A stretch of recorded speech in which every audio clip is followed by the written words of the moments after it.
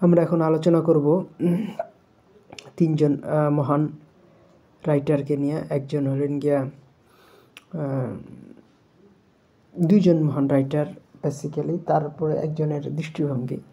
সেটা হলে গিয়া শরৎচন্দ্র চট্টোপাধ্যায় যখন মারা যান তখন জীবনানন্দ দাশ একটা প্রবন্ধ লিখেছিলেন, নাম দিয়েছিলেন শরৎচন্দ্র চট্টোপাধ্যায়। এবং এই প্রবন্ধে শরৎচন্দ্র চট্টোপাধ্যায়কে তিনি বাংলার একমাত্র সবচেয়ে বেশি ন্যাচারাল, জনগণের খুব কাছাকাছি এইটা বলেছিলেন। এবং তিনি বলেছিলেন যে তার সুর সম্পূর্ণ আলাদা, যেখানে রবীন্দ্রনাথ বা বঙ্কিমচন্দ্র বুঝতে পারে না সেখানে শরৎচন্দ্র বুঝতে পেরেছেন। কিন্তু তার অ্যানালাইসিসটা ভুল ছিল, যে তিনি এই দিকটা ঠিক যে তিনি বঙ্কিম এবং বঙ্কিম এবং রবীন্দ্রনাথ থেকে আলাদা শরৎচন্দ্র চট্টোপাধ্যায় সম্পূর্ণ। এবং তিনি বলছিলেন বারবার যে নাম কি বলে, ডেভিড কপারফিল্ড যদি ইংল্যান্ডে না আসতো তাহলে ইংল্যান্ডের একটা মিস হয়ে যেত। শরৎচন্দ্র যে নাই, যদি না আসতো তাহলে ভারত মানে বাংলা একটা কিছু মিস করতো।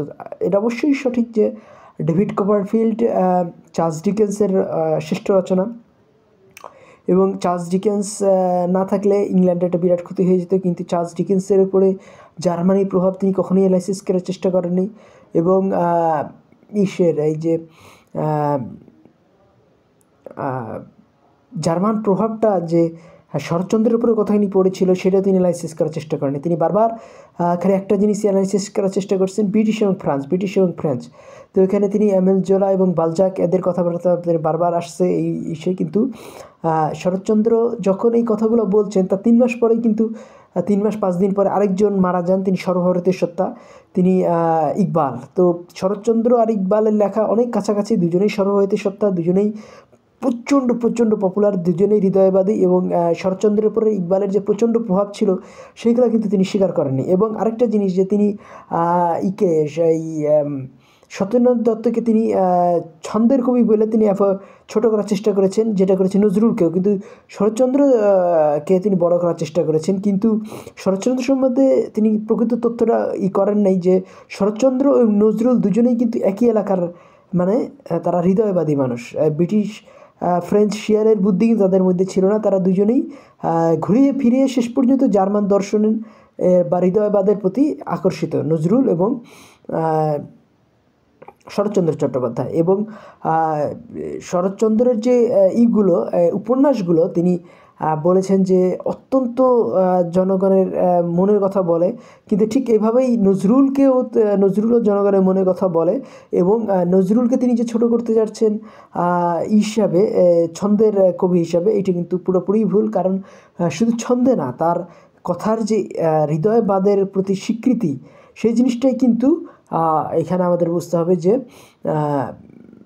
সেটা শরৎচন্দ্রের মধ্যেও আছে এবং নজরুলের মধ্যেও আছে। এবং এই দুইটা এক করতে না পারা এইসের একটা ব্যর্থতা।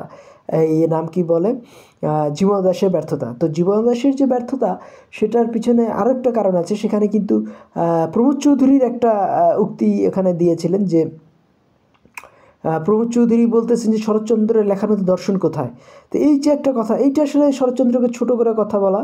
কারণ শরৎচন্দ্রের লেখার মধ্যে যে দর্শন আছে, সেই দর্শনটা রবীন্দ্রনাথ বা এই জীবনানন্দ দাশের লেখার দর্শনের থেকে উন্নততর। কারণ জীবনানন্দ দাশ বা রবীন্দ্রনাথের যে দর্শন, এটা ব্রিটিশ দর্শন, আর শরৎচন্দ্রের বা ইকবালের যে দর্শন সেটা জার্মান দর্শন। তো এই জিনিসটা জীবনানন্দ দাশ বুঝতেও পারেননি। এবং তিনি যে কথাটা বলেছেন, তিনি প্রমোদ চৌধুরীকে মনে করেছেন বিরাট দার্শনিক। আসলে তো প্রমোদ চৌধুরী একজন ভণ্ড দার্শনিক।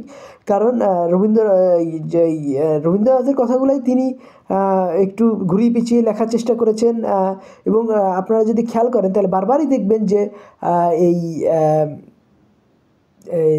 প্রমোদ চৌধুরীর দর্শনে কিন্তু হিন্দি কথাবার্তা বারবার চলে আসছে। কারণ তিনি যে চলিত ভাষা প্রচলিত করলেন কেন? কারণ তিনি বুঝতেছিলেন যে একটা হিন্দি ঝড় আসতেছে, যেখানে রবীন্দ্রনাথ সেটা সামলাইতে পারবে না। রবীন্দ্রনাথের সাথে তার আপন কাকা শ্বশুর ছিলেন, কাজেই এই আপন মানে ভাস্তি ছিলেন তার বউ ইন্দিরা দেবী চৌধুরানী। এটা কিন্তু ইনি কিন্তু শরৎচন্দ্রের যে বড় ভাই সত্যেন্দ্রনাথ দত্তের মেয়ে। তাকে বিয়ে করেছিলেন এই নাম কী বলে প্রমোদ চৌধুরী। কাজেই তিনি পারিবারিকভাবে রিলেটেড ছিলেন। তিনি যে প্রচুর জার্মান দর্শন পড়েছেন প্রমোদ চৌধুরী। তিনি জানতেন যে যে নতুন যে ইকবালের দর্শনটা উঠে আসতেছে সেইটা কিন্তু টিকবে না, কার সামনে টিকবে না, এই সে তার রবীন্দ্রনাথ সেখানে টিকবে না। সেই ঝড়ের জন্য প্রস্তুত করার জন্যই তিনি বেসিক্যালি বেশ কিছু প্রবন্ধ লিখেছেন। বস্তুতান্ত্রিকতা কী বস্তু, তারপরে এই পূর্ব পশ্চিম, তারপরে বর্তমান সভ্যতা, বর্তমান যুদ্ধ, তারপরে প্রচুর এসব খেলার কিন্তু যখন তিনি পাকিস্তান প্রস্তাব করে ফেললেন, সেখানে তিনি ইংলিশে প্রায় 14 পৃষ্ঠা গোটা দুনিয়ার তাবৎ দর্শন তিনি আলোচনা করে ফেলেন ইকবাল। তখন কিন্তু তিনি আর একটাও মানে তাত্ত্বিকভাবে গুরুত্বপূর্ণ একটা প্রবন্ধ এখান থেকে আসেনি। কারণ তিনি ধারণা করে এই নাম কী বলে প্রমোদ চৌধুরীর কলম থেকে আসেনি। কারণ প্রমোদ চৌধুরী মনে করেছিলেন তিনি জার্মান দর্শন পড়েছেন, তিনি বাঙালিকে বুঝায় রাখবেন। কিন্তু যখন ইংলিশে, তিনি তো ফার্সিতে লিখতেন ইকবাল, ফার্সিতে প্রথম দিককার রচনা ছিল ফার্সিতে, পরে তিনি উর্দুতে লিখেছেন এবং শেষে এসে যখন তিনি ইংলিশে লিখে ফেললেন, তখন ইংলিশে পাকিস্তান প্রস্তাব করলেন এবং সেখানে তিনি মানে তিনি সব কিছুই খোঁজখবর রাখতেছেন বলে ঘোষণা দিলেন। তখন তার আর উৎসাহ, মানুষকে মিসগাইডেড করার উৎসাহ কমে গেল কার, প্রমোদ চৌধুরী। কাজে প্রমোদ চৌধুরীর দর্শনটা বুঝতে গেলে আমাদের বুঝতে হবে বা প্রমোদ চৌধুরী বা রবীন্দ্রনাথ যে প্রচণ্ডভাবেই সর্বভারতীয় ইকবাল দ্বারা প্রভাবিত ছিলেন তা তো বলা অনস্বীকার্য। আর এই যে এই নাম কি বলে শরৎচন্দ্রও কিন্তু ইকবালের দ্বারা প্রচণ্ডভাবে প্রভাবিত ছিল, সেটাও কিন্তু এই বুঝতে পারেননি নাম কি বলে জীবনানন্দ দাশ। তো কাজে জীবনানন্দ দাশের মৃত্যুর সময় যে তিনি প্রবন্ধটা লিখেছেন, এই শরৎচন্দ্রের মৃত্যুর সময় যে 1938 সালে মৃত্যুর পরে যে এই প্রবন্ধটা লেখেন জীবনানন্দ দাশ, তাতেই প্রমাণিত হয় যে তিনি ব্রিটিশ ফ্রেঞ্চ দর্শন দ্বারা প্রচণ্ডভাবে প্রভাবিত এবং তিনি হিন্দুস্তানি দর্শন সেভাবে বুঝেন না। এবং রবীন্দ্র আর এই যতখানি রবীন্দ্রনাথ এবং প্রমোদ চৌধুরী এবং শরৎচন্দ্র যতখানি ইকবাল দ্বারা প্রভাবিত ছিল, ততখানি প্রভাবিত ছিলেন না এই জীবনানন্দ দাশ। তো জীবনানন্দ দাশের যে কবিতাগুলো, সেইটা যদি আমাদের বুঝতে হয় তাহলে কিন্তু আমাদের গ্রিক এবং ফ্রেঞ্চ দর্শন বোঝাটাই যথেষ্ট হবে। এবং এই যে হিন্দুস্তানি দর্শনের প্রভাবটা সেভাবেও ইসের পরে পড়েনি, নাম কি বলে জীবনানন্দ দাশের পরে, এবং জার্মান দর্শনও প্রভাবও সেইভাবে জীবনানন্দ দাশের উপর পড়েনি। জীবনানন্দ দাশের যে এইগুলো এই আমাদের যদি আমরা একটু খেয়াল করি যে যখন ইকবাল মারা গেল, সেইখানে কিন্তু একটা সভা ডাকা হয়েছিল। সেই সভাতে কিন্তু ছিলেন এই রবীন্দ্রনাথ ঠাকুর ছিলেন। এবং কিন্তু জীবনানন্দ দাশ কিন্তু কখনোই ইকবালের বাসাতেও যাননি, যদিও তার সমসাময়িক অমিয় চক্রবর্তী ইকবালের বাসায় কয়েকবার গেছেন। রবীন্দ্রনাথ নিজে ইকবালের বাসায় গিয়েছেন, ইকবাল তাকে দেখা দেননি, তারপরেও তিনি গিয়েছেন। এবং এই জিনিসটা আমাদের বুঝতে হবে যে জীবনানন্দ দাশ এবং বুদ্ধদেব বসু,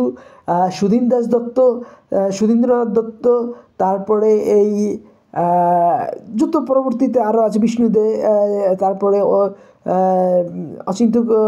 অচিন্ত্য কুমার সেনগুপ্ত, তারপরে প্রেমেন্দ্র মিত্র, এরা যারা আছেন তারা কিন্তু আর ওই মানে হিন্দুস্তানি যে জুবান, এদের সাথে কিছুটা বিচ্ছিন্নতা তৈরি হয়ে গিয়েছিল এবং তাদের লেখায় সেই উত্তর ভারতের আশাবাদ, জার্মান আশাবাদটা সেভাবে প্রতিফলিত হয়নি।